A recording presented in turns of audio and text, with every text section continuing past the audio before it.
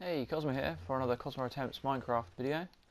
Here in this episode I'm going to show you how to create a nether portal with a switch as well as a nether portal cube that you can switch on and off as well. So before I show you to make them, let me show you quickly how these things work. So when I flick this switch, the portal turns on, and then when I flick the switch again, the portal turns off. And where we've only got a 1 tick water splash, it shouldn't cause any damage to surrounding blocks. You can even suspend the water block from the air, that way it stops it from actually hitting the floor as much as well. That way you get like a quick splash. So it does that one, and then this is the nether cube coming on. There's all 4 sides to this. And then back off. Let's create the single one first. Alright, so what's actually going on here is when you pull the lever, that fires the redstone dust here, which is then triggering this dispenser that's just got a flint in it. So when it turns on, the flint ignites the portal. That's simple as that. You could do that really easily.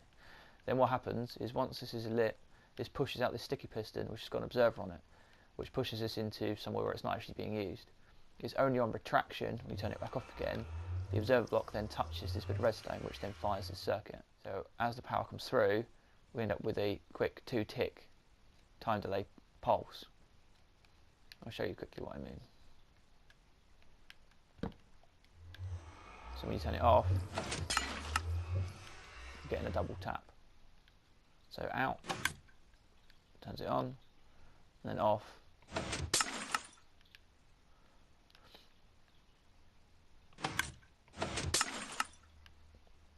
Right, so to build this, you'll need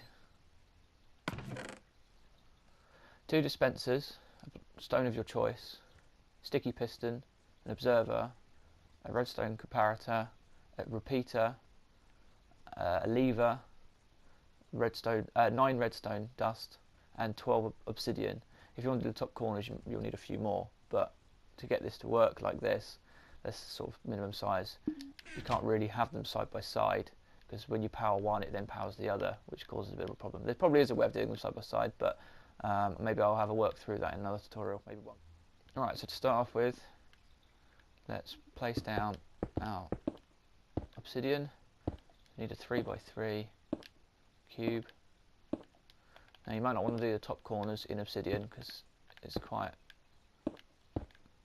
especially if you're in survival, it's quite a long thing to obtain, so maybe you don't want to do the top corners or the bottom corners, so you can do another portal without these corners being obsidian and it will still work fine. So that will still work great. So from here, what do is we don't need that anymore. Drop your dispenser down, one there, one there, and then get a block of your choice to do your middle section with. I like to pass in 2 more dispensers just because it looks cooler than just having the 2, but these are a pain to craft in survival, so maybe just choose a different brick to do these with for now. Entirely up to you or not. But there you go. So inside the bottom left dispenser, we want our bucket of water, which I forgot to add on the list of items you need, as well as the flint goes in the other one. So the bucket water needs to go in here, doesn't matter which square, and then the flint needs to go in here. So from there,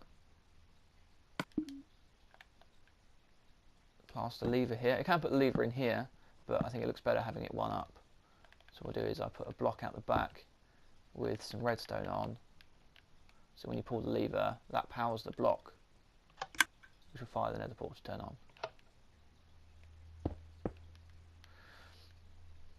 Right, so that's that working.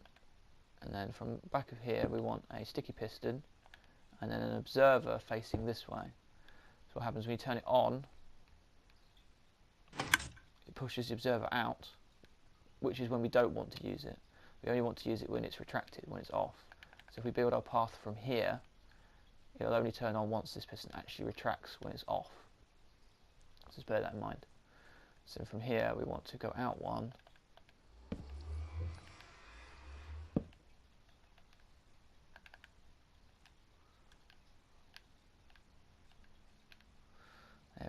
So that's on a 3-tick delay, and then this redstone needs to go around it and then back through. This allows you to get a 2-tick hit on the dispenser. So the first initial output from this will hit that, and then after a 4-tick delay we'll then hit that again.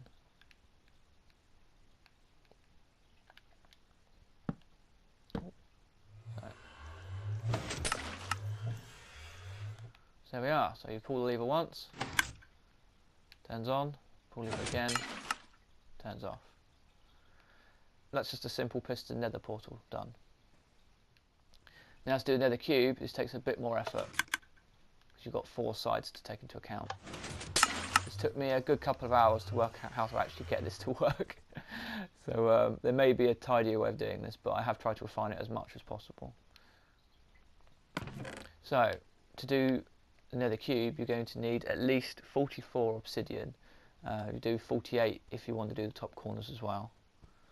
You're going to need 8 dispensers, 20 redstone dust, a comparator, a lever, a block of your choice to fill in the middles, 5 redstone torches, 2 pistons, not sticky pistons, just normal pistons, 5 repeaters, and then 4 buckets of water and 4 bits of flint. So let's go and make this. Alright, so let's make the cube first. So we need to have a 4 wide base in order to fit the circuitry inside. So let's do this 4 by 3. So 1, 2, 3, 4.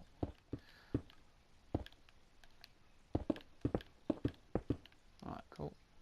And obviously a block of your choice can go in the corners, don't actually need those.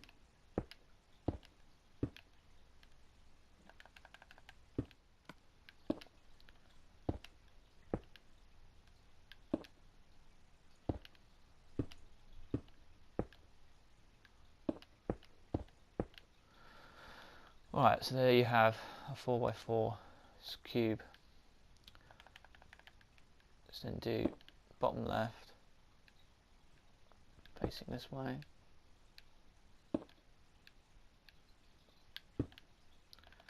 Fill in the gaps.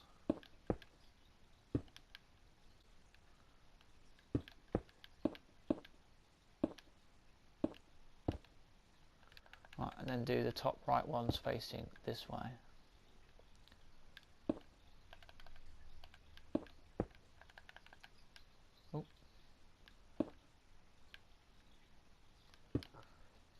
There you are. Right, now put the flint in the bottom ones and the water in the top ones. This makes life a lot easier for you.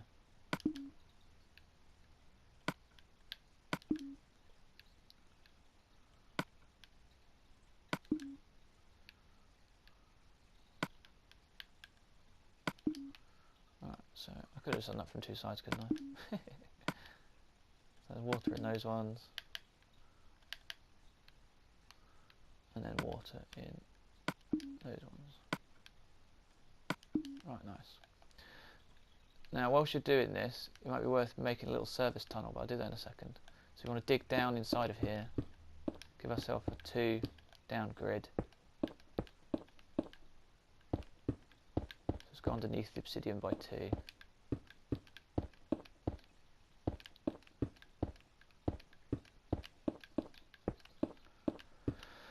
Let's go under the obsidian by 2 without it being cramped under it. Right, so that's nice. So what we actually need to do is underneath these dispensers here, place in a block 1 down underneath all 4 of them. 1, 2, 3, 4, and then we need to put a candle on top of each one, which will power each of the dispensers. You hear the nether now. Ooh. Right, and then from between these you need to build a line. Doesn't matter which way around you want to do it. And you want to pass in repeaters going into the back ones from the front ones. Like that, like that.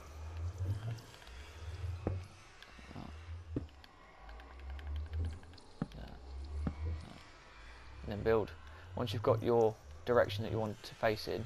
So it doesn't really matter because it's the same at this point, but this is the point where you need to work out where you want it to go for your lever. So I'm going to choose this corner over here. So let's build the path around.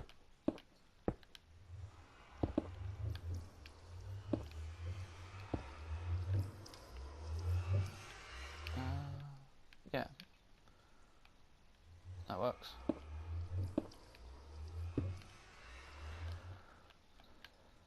Okay, so then let's pass that round up to there. And then that round up to...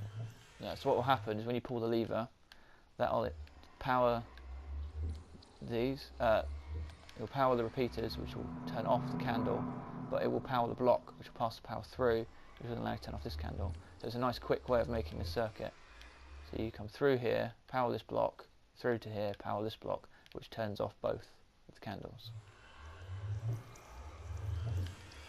And then at the same time, this line comes up here, powers that block, powers that block. Now to make your double one tick circuit up top to make the water fire twice, the dispenser needs to fire once to get the water to come out and then fire again to turn the water off, but it needs to do it quickly so that it doesn't throw water everywhere. So to do that,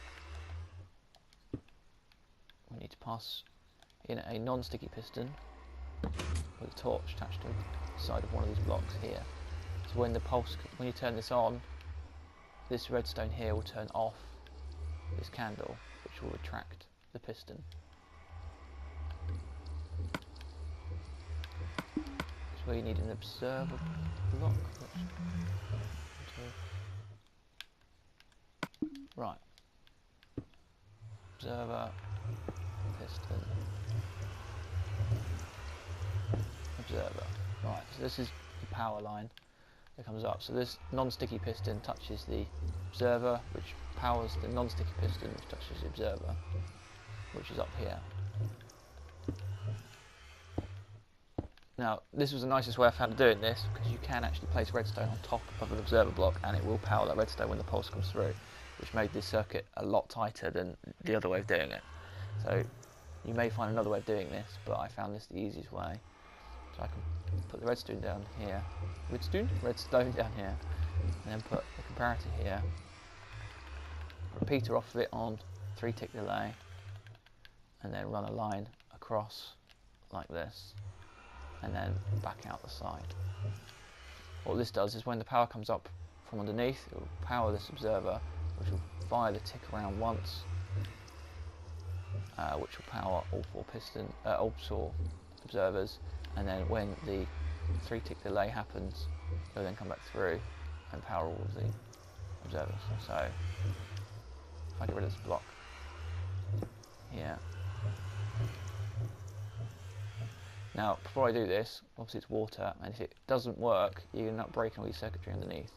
So it's a good idea to cover up your hole. Because if water gets down there, it can break all your redstone. So just be careful when you're playing with water. So again, a double tap on there. Nice.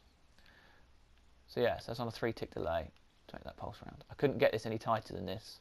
If you move it back one, you end up with issues with getting it to actually pulse twice. So maybe there is another way of doing this, but that's the tightest way I found of doing it. But yeah, this is a small note. Don't put the redstone on top of the dispensers, because what was happening before was the redstone power goes through into the other dispenser down here, and somehow it causes a small fire from the dispenser that's got the flint in it. It was just really strange, but the only way I could get it to stop doing that when the water was coming out was to make it so that the redstone didn't actually go over the top of the dispensers. So if you get that issue, don't put the redstone on top of the dispenser. Right, now, so I've got my four-sided. Oh. Right, now, so I've got my four-sided observer cube. So if I switch it on, well, off. Switch it on. All four fire.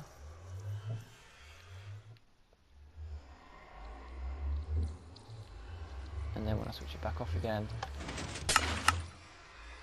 all four should turn off. Yeah. Oh, that went a bit crazy, didn't it? The water there.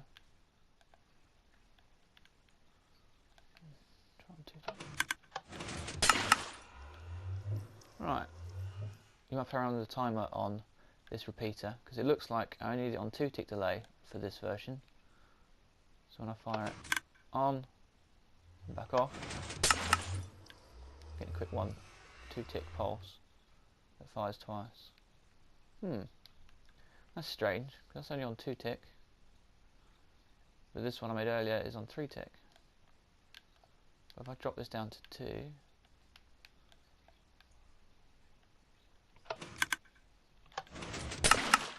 Oh, there you go. There you go. So you can do it with 2-tick and it's actually quicker. The water then doesn't actually hit the floor at all.